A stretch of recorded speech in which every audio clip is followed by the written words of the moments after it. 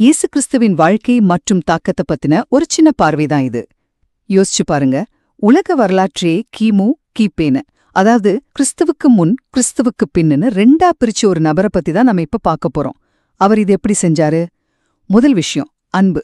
அவர் எந்த ஆயுதத்தையும் எடுக்கல, அதுக்கு பதிலா உன்னை நீ நேசிக்கிற மாதிரி மத்தவங்களை நேசி அப்படிங்கிற ஒரு சிம்பிளான ஐடியா மூலியமா உலகத்தையே ஜெயிக்க நினைச்சாரு. அடுத்து ரெண்டாவது விஷயம், தியாகம். அவரோட போதனை வெறும் அன்போடு மட்டும் நிக்கல, பாவம் செஞ்சவங்களுக்காகவும் கைவிடப்பட்டவங்களுக்காகவும் தன்னோட உயிரே கொடுத்தாரு.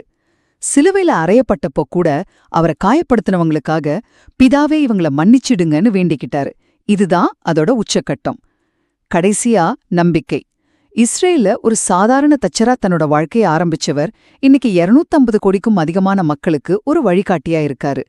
அவர் மரணத்தை ஜெயிச்சு 3வது நாள் உயிர்த்தெழுந்த நிகழ்வு இன்னைக்கும் கோடிக்கணக்கான மக்களுக்கு ஒரு பெரிய நம்பிக்கையா இருக்கு.